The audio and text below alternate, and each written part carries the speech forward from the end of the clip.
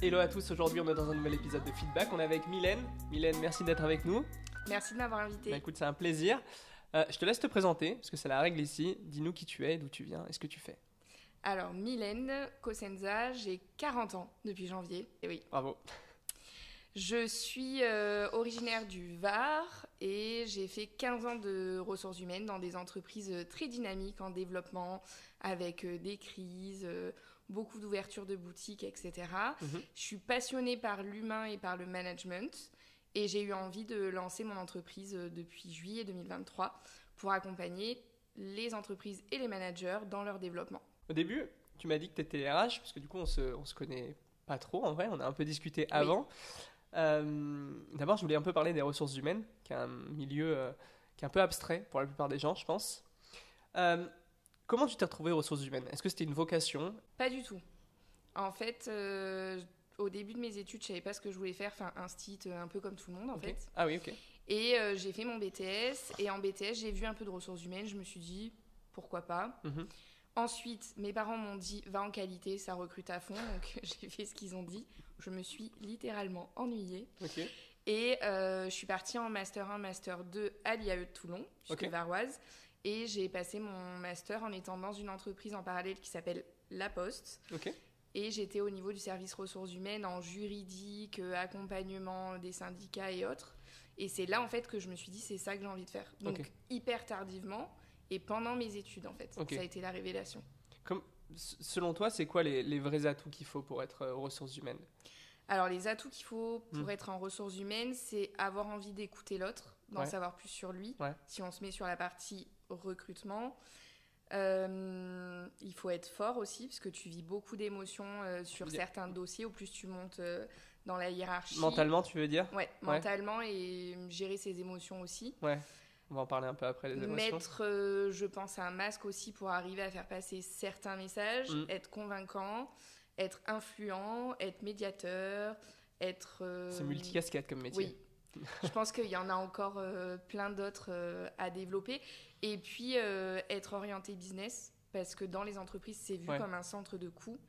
Et au final, sûr. Moi, tout le long de ma carrière, ce qui a fait que j'ai pu grimper rapidement, c'est que quand j'arrivais, c'était qu'est-ce que je peux faire économiser à l'entreprise pour montrer que je ne suis pas un centre de coûts et qu'on peut trouver des solutions et avancer avec ce qu'on a déjà en interne. Toi, tu es arrivé jusqu'au poste de DRH? Oui. Ok.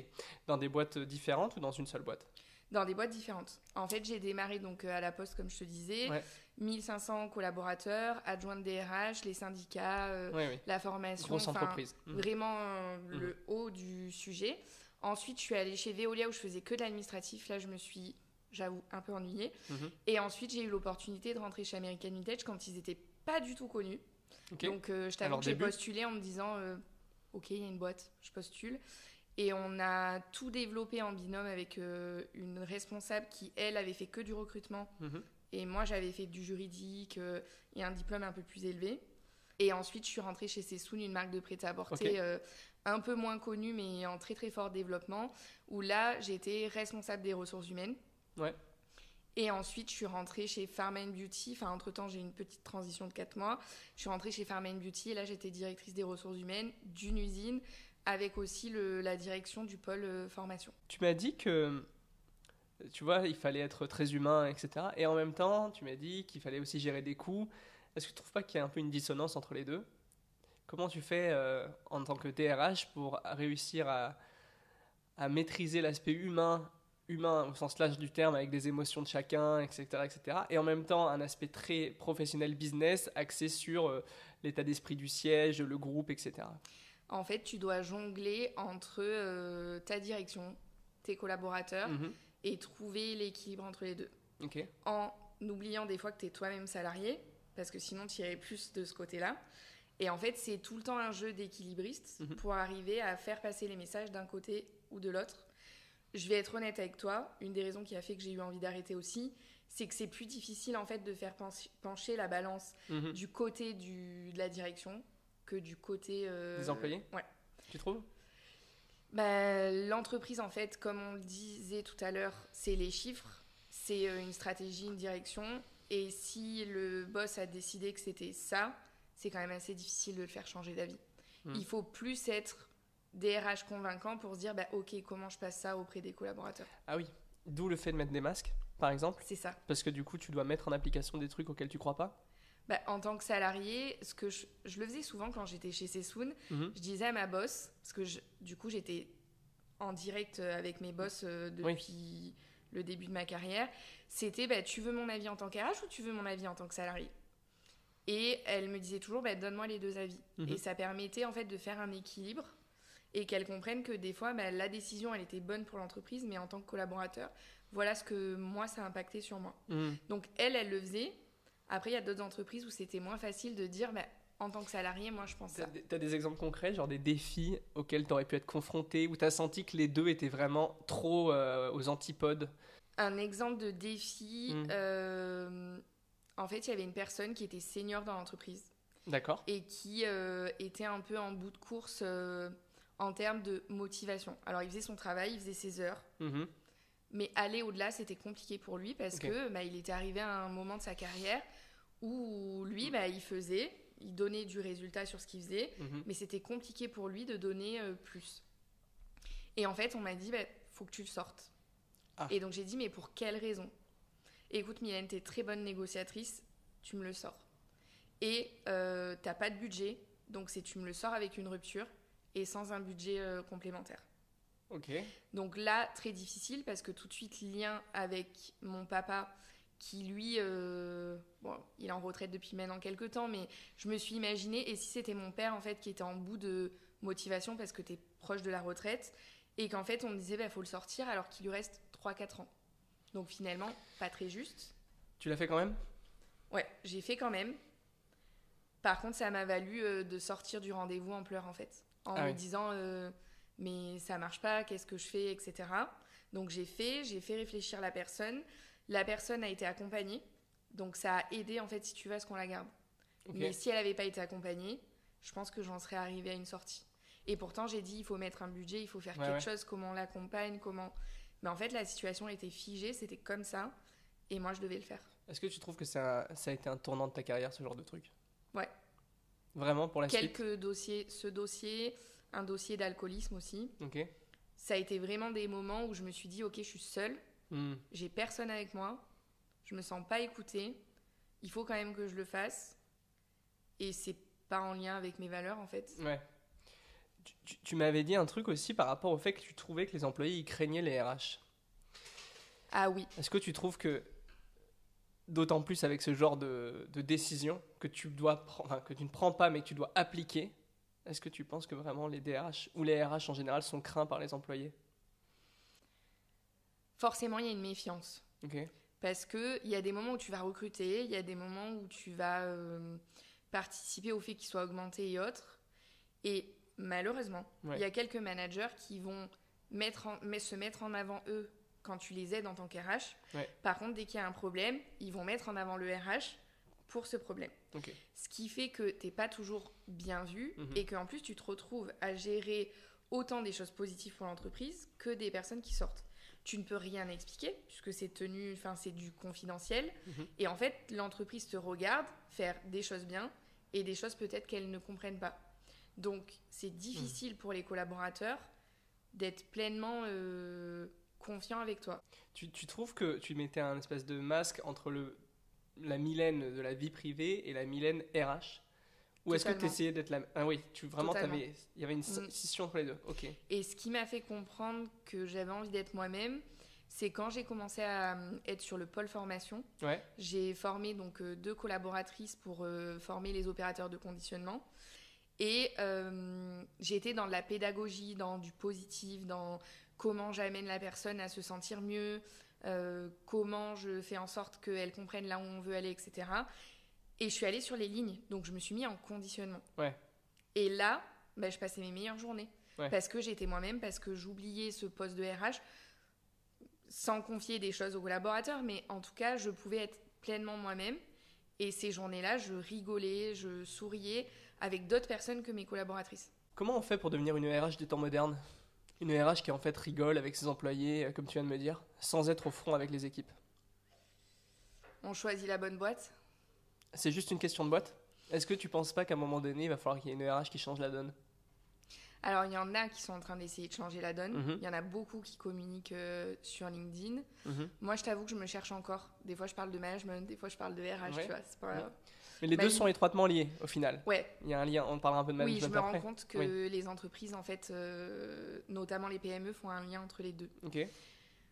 Je pense qu'aujourd'hui, Ouais. je suis vraiment sûre de là où je vais travailler et de comment mon dirigeant il veut manager Ouais.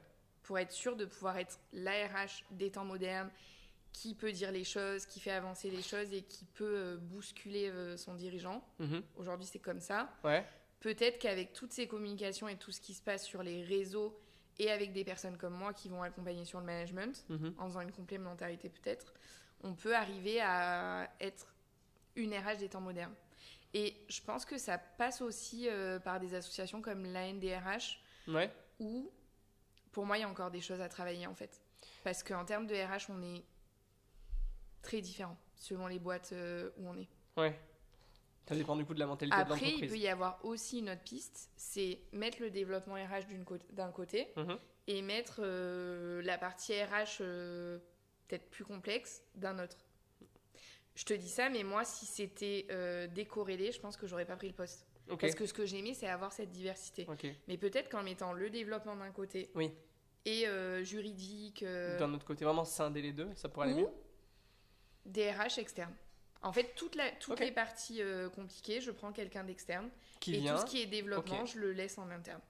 Ça peut être une idée. piste. Grave, aussi. grave une bonne idée même. Mm. Comment tu dérives jusqu'au management? Alors, dès mon arrivée chez American Vintage, Michael Azoulay, lui, sa vision, c'est la polyvalence.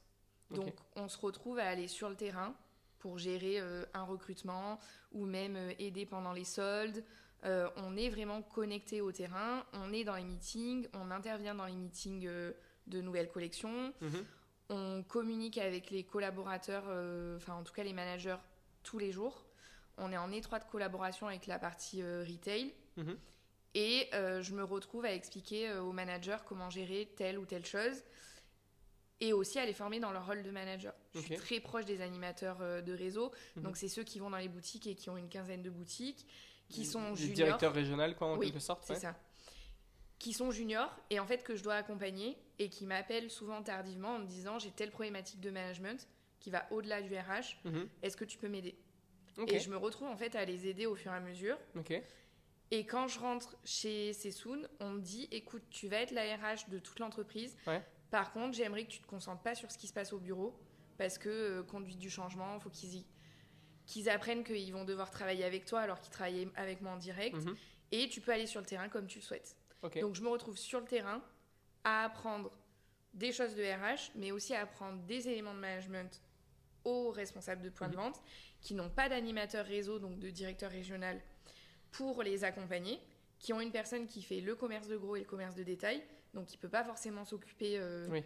enfin, elle ne peut pas se diviser. Mhm. Et en fait, je me retrouve à apprendre aux équipes à manager. Sur le tas, en fait, t'as pas vraiment de bagage avant ça dans le management. T'apprends au fur et à mesure avec les gens que tu Oui. rencontres. Et j'ai appris aussi grâce à la DRH que j'avais chez Vintage, Mhm. qui elle en fait avait managé Mhm. et qui m'a appris en fait comment manager, comment retomber sur ses pattes, comment aider le collaborateur à apprendre telle ou telle chose. Et après je me plonge dans des livres en fait, dans Ok. des livres. Autodidacte. Ouais. Autodidacte. C'est quoi le meilleur conseil que tu donnerais à un manager?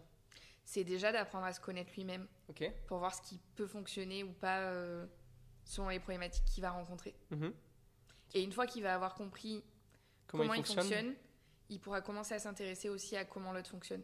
Ok. Parce que les managers que je rencontre ont souvent tendance à se dire bah, pour moi c'est évident, je lui dis comme ça, moi c'est clair, c'est bon. Ouais. Sauf qu'on est tous différents. Oui, selon le prisme de chacun. C'est ça. Exactement. Est-ce que tu penses qu'il y a un problème aujourd'hui dans le management dans les entreprises? Oui. Globalement, c'est quoi? Déjà, on fait évoluer quelqu'un parce qu'il est bon techniquement.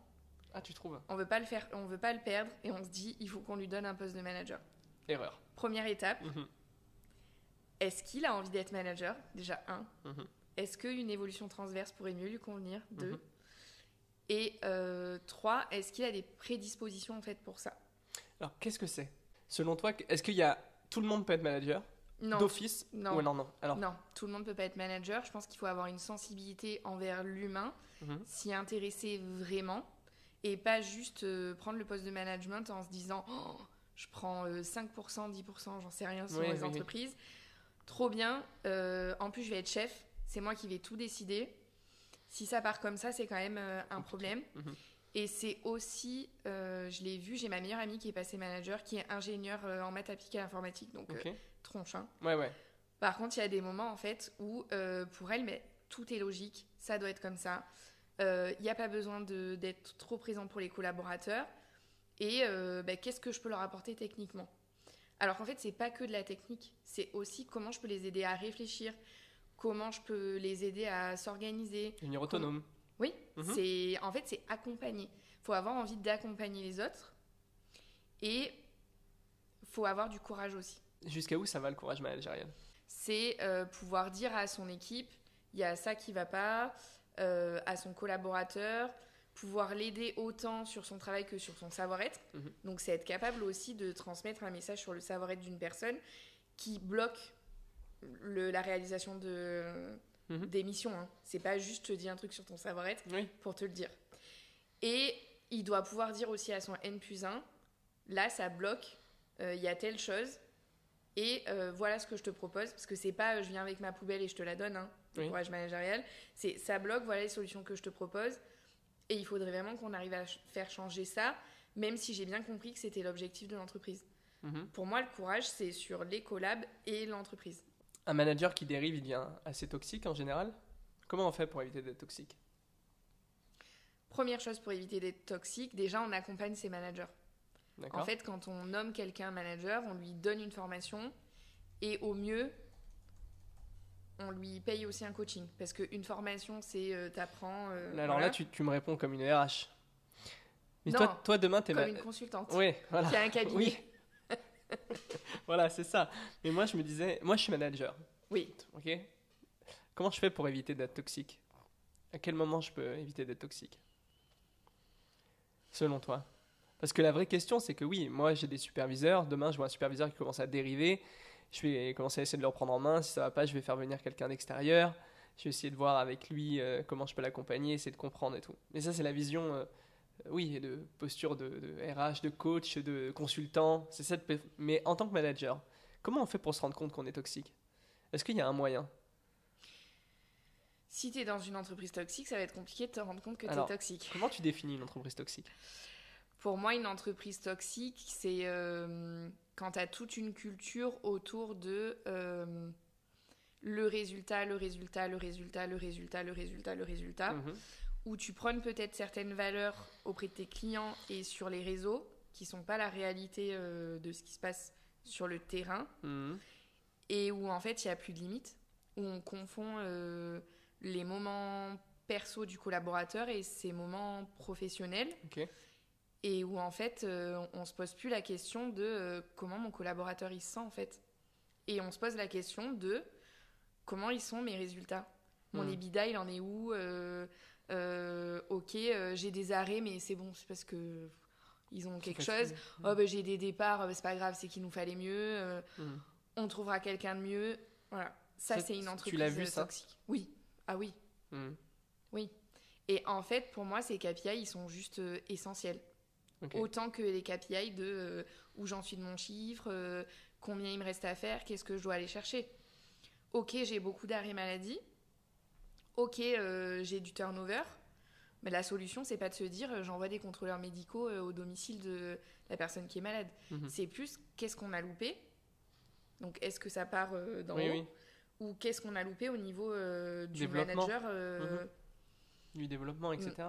Mais je pense que si tu es dans une entreprise toxique, ça sera difficile de te rendre compte que tu es toxique.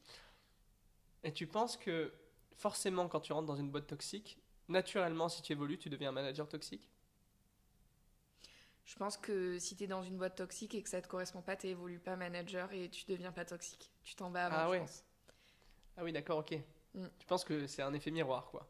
Soit tu rentres dans le moule et tu deviens ce que tu dois devenir à l'image de la boîte, soit tu t'en vas.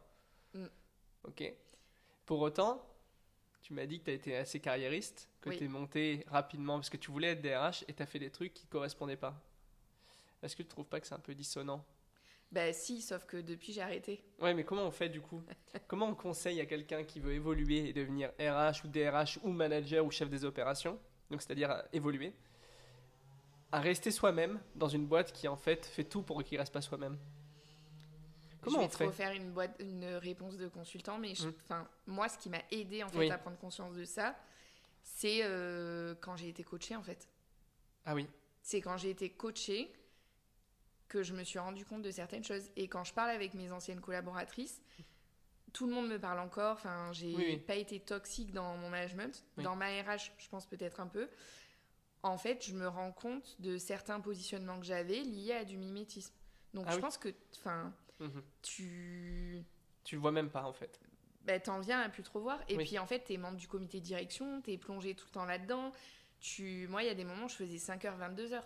Oh. Et où, en fait, je rentrais, je me couchais et je reprenais ma journée à 5h du matin. Et comment on fait maintenant quand on a un manager toxique? Bah, on s'en va. Moi, c'est ce que j'ai fait. Ah, tu penses qu'il n'y a pas... On s'en va. Il n'y a pas d'autre solution? T'es obligé de partir, tu penses?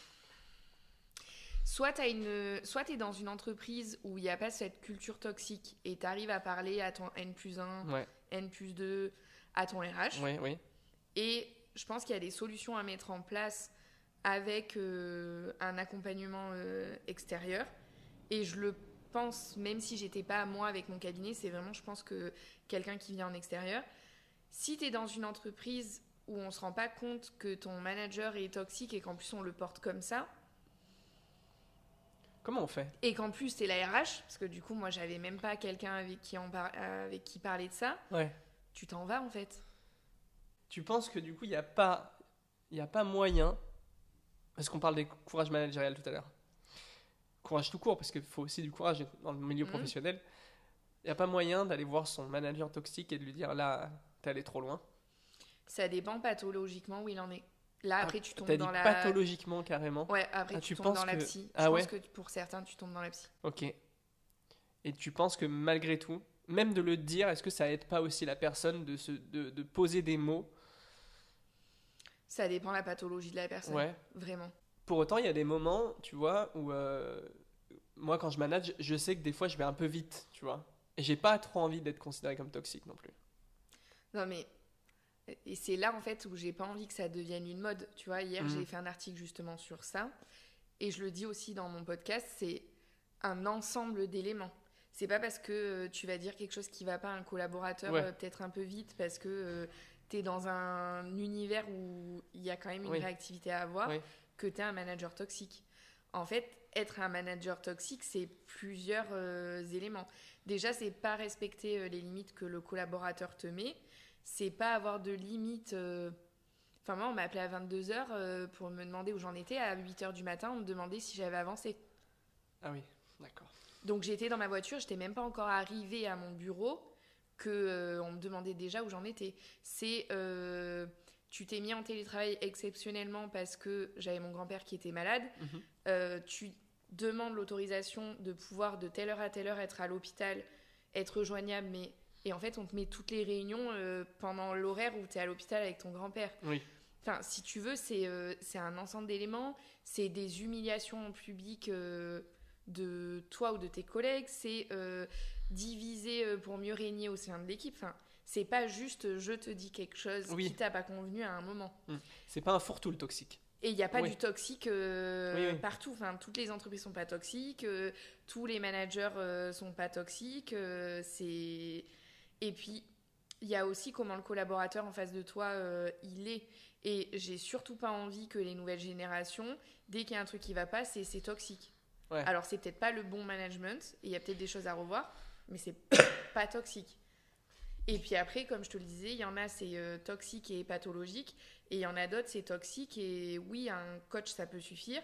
Quand c'est pathologique, c'est un psy, en fait. Hein. C'est de la psychanalyse. Donc... Et c'est vrai que je fais une transition par rapport à la génération Z, donc la génération de travailleurs qui rentrent sur le marché du travail là, depuis quelques années. Est-ce qu'elle est vraiment différente des autres générations?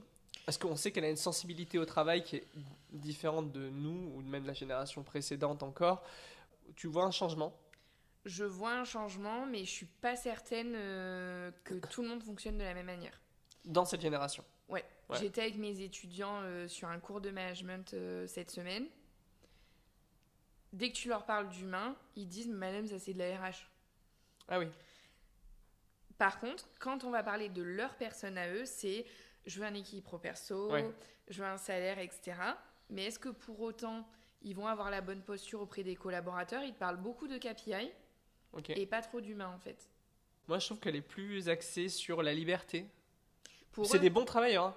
Ils travaillent mais... aussi bien, ils sont très réactifs, ils vont vite et tout. Mais je trouve qu'il y a un aspect j'ai besoin de liberté qui est plus prononcé. J'ai besoin de liberté, j'ai besoin d'équilibre pro-perso. Ouais. Mais ça, je trouve que ça se dégage. Là où j'ai encore du mal à être sûre, c'est que quand tu leur parles en individuel, oui, c'est ça. Par contre, quand tu leur parles comme futur manager, c'est encore très orienté parce qu'ils ont plusieurs professeurs qui leur apprennent cette matière. Très orienté chiffres, KPI, on va pas se prendre la tête, j'ai quelque chose à dire à mon collaborateur, ça peut très bien se faire à la machine à café. Il n'y a pas besoin de se mettre en réunion one-to-one. C'est bon, check. Voilà, donc... Après, est-ce que c'est parce qu'ils ne sont pas encore confrontés à ce rôle? Peut-être que c'est ça. Mais oui, en individuel, ils disent... Enfin, moi, j'ai un étudiant qui m'a dit « Madame, je chauffe pas des vies. À 17h, quand c'est fini, j'ai envie de rentrer, d'aller faire mon sport, d'être en bonne santé, de me sentir équilibrée. » Toi, c'est un peu du coup ce que tu as fait, puisque après toutes ces années dans le salariat privé, tu décides de te lancer. Ouais. C'est quoi les questions qu'on se pose quand on se lance? Ou qu'on se pose peut-être encore parce que... qu'on se pose encore. Alors, quand on arrête, et dans mon cas, j'ai arrêté parce que j'étais au bout d'un cycle et de quelque chose, tout de suite, c'était je travaillerai plus autant, je vais avoir un cadre, un équilibre, etc. C'est pas encore le cas. Ouais. Voilà. Petit à petit, j'y travaille, mais c'est pas encore le cas parce que quand tu te lances, c'est t'as 3 ans en fait pour voir la pérennité de ton entreprise et l'idée c'est pas de sprinter, mais il y a une grande endurance. Et puis aussi, est-ce que je suis faite pour ça en fait? Parce que oui, je suis une machine de travail. Enfin, clairement. Oui, tu t'aimes le travail. Je suis une machine de travail. Et puis après, comment je m'entoure? Et puis tu prends du recul en fait sur qui tu étais, comment tu as fonctionné. En 1 an et demi, j'ai jamais autant appris sur moi que pendant mes 15 ans de carrière en fait. Ouais. Comment ça se passe du coup une journée avec toi si on t'appelle demain, on a une entreprise? Explique-nous un peu ce que tu fais pour l'entreprise qui t'appelle. Ça va dépendre du besoin de l'entreprise. Si une entreprise m'appelle et me dit j'ai besoin de vous, je vais aller sur le terrain, faire un diagnostic, donc voir la direction, ce qui se passe sur le terrain, expliquer tout de suite que je suis sans langue de bois, donc ça veut dire que je vais dire ce qui se passe bien, mais aussi les axes d'amélioration. Et ensuite, je vais proposer aux clients les formules que j'ai, donc soit de la formation, soit de l'accompagnement mentoring selon le besoin, soit du coaching collectif individuel ou de la facilitation d'intelligence collective, et on va co-construire ensemble l'offre en fonction de son besoin. Ok, c'est adapté à l'entreprise? Oui, c'est sur mesure. Ok. Et ensuite, je vais intervenir. Donc, dans certaines entreprises, ça peut être de la formation pour un type de public et du coaching d'équipe pour un autre type de public. Exemple, un codir qui va être accompagné en coaching d'équipe. Et ensuite, il souhaite faire redescendre l'info. On peut peut-être faire une facilitation d'intelligence collective. Toujours co-construction, comme ce qu'on se disait tout à l'heure. Et aussi, comment je les forme pour qu'ils puissent justement travailler avec leur équipe sur le terrain. Ton but, maintenant que tu es entrepreneur, c'est quoi? C'est quoi ta mission? C'est de transformer le management de demain? Oui. C'est ça? Changer le management et faire en sorte que ça se passe mieux dans les entreprises. Le tout premier dossier que j'ai géré, il y avait eu un événement dramatique dans l'entreprise et c'était comment on allait arriver à faire en sorte que certaines personnes qui n'avaient pas forcément eu le bon positionnement puissent faire en sorte de comprendre qu'elles ne l'ont pas eu et comment justement les accompagner à avoir un meilleur positionnement par la suite. Ça, c'est toi qui leur dis quel mauvais positionnement ils ont eu ou ça doit venir d'eux? Comment tu fais? Est-ce que du coup, tu es un peu dans le style persuasif, c'est-à-dire que tu fais comprendre que ou tu essaies de faire en fonction que ça vienne d'eux? Alors, sur ce dossier, c'était clair qu'il y avait eu cette situation et il y avait quelque chose à faire, il y avait des avocats, enfin voilà, c'était acté qu'il y avait cette problématique-là. Moi, quand j'arrive dans une entreprise et qu'on me demande de regarder comment ça se passe, je vais expliquer, voilà la stratégie que vous avez, ce que vous m'avez dit, et voilà sur le terrain. Est-ce qu'il y a un décalage, pas un décalage? Et ensuite, je vais vraiment leur dire, là, il faut que vous changiez ça, j'ai identifié telle chose, ça peut être avec des enquêtes auprès des collaborateurs, enfin, il y a plein d'outils que tu peux développer. Et ensuite, c'est comment on va améliorer la situation et par quel outil on passe. Donc, je dis les choses. Et après, moi, je fais un suivi. Donc, quelques mois après, je viens voir ce qui se passe, où est-ce qu'ils en sont. Les personnes, elles ont un SAV téléphonique pour pouvoir m'appeler à tout moment pendant une période donnée. Ouais. Donc, je suis ce qui se passe. Ouais. Il y a des fois où tu t'es dit, là, ça n'a pas pris. Oui. Ouais. Et comment tu fais, toi, pour tout de suite te remettre en question, te dire... Alors, moi, je suis dans un groupe de supervision. En collectif, avec 8 autres personnes. Et tous les 2 mois, j'échange sur mes dossiers. Alors, pas en donnant les infos confidentielles, mais en tout cas la situation. Et ça aide à prendre du recul. Et si c'est entre les 2 mois, on a un groupe WhatsApp, on s'écrit et on réfléchit ensemble à comment réadapter la situation. Est-ce que développer des collaborateurs, c'est pas aussi se développer, selon toi? Est-ce que tu n'apprends pas à chaque fois, à chaque session aussi sur toi? Oui, à chaque session, parce qu'ils font un feedback sur leur journée et ils te font un feedback sur ta journée. Et aussi, vu que je suis dans de la forme-action, où ils sont vraiment dans l'action, avec du feedback du groupe, feedback venant de moi, il y a des moments en fait où tu apprends des choses rien qu'en discutant avec eux en fait, sur certains points. Même là, dans notre échange, il y a des petites choses que j'ai mis dans un coin de ma tête et je me suis dit, ah oui, il faudra que je creuse ce point-là. Parce que toi, du coup, ce sont des sortes d'ateliers. C'est un peu comme ça que tu animes. Comment ça se passe? Oui. Il y a des ateliers, des mises en situation, des jeux. J'amène du fun. C'est cool. Et si c'est de la facilitation de l'intelligence collective, donc tu amènes des outils et tu es toujours dans la co-construction, dans le fait d'échanger, de pouvoir amener les points de vue des uns et des autres. Toujours, par contre, avec la bonne intention et le fait de les faire progresser et de les amener à se dire j'ai cet axe-là. Et je pense qu'on peut faire un parallèle avec le courage managérial. J'ai pas envie de brosser dans le sens du poil mes clients. Parce que je sais que dans le résultat, si je dis pas les choses, en fait, je serais venue, j'aurais eu mon chèque et puis j'aurais rien fait changer dans l'entreprise. Ouais.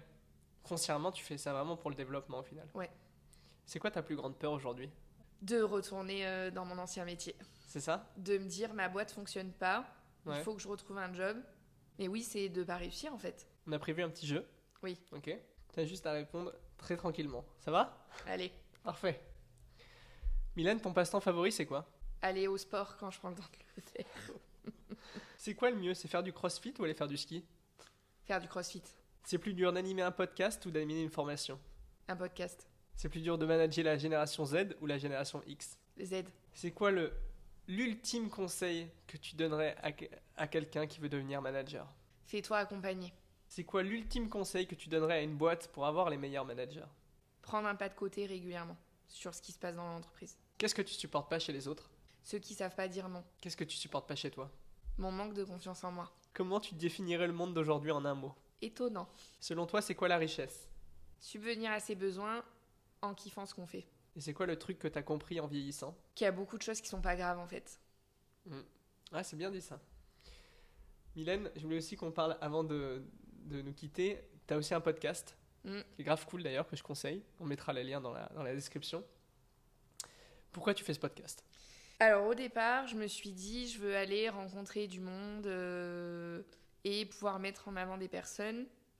Maintenant, l'idée, c'est vraiment de donner accès aux managers, peu importe leur niveau, à des interviews, à des solos, où en fait, ils vont se dire, ça me convient, ça me convient moins, et faire en sorte qu'on puisse se rendre compte que le management est adaptable, que c'est pas la même chose partout, et qu'il y a des personnes qui ont fait des erreurs et qui pour autant sont des bons managers, appréciés, qui ont réussi à évoluer.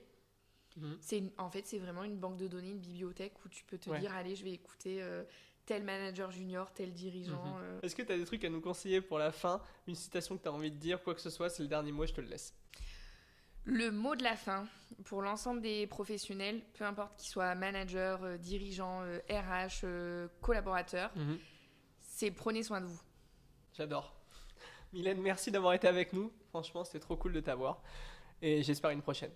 Et merci à toi parce qu'aujourd'hui, j'ai pété une barrière de confiance en moi. Je suis très content du coup. Merci. C'est pour le développement. Merci à tous et on se retrouve bientôt pour un prochain épisode de Feedback.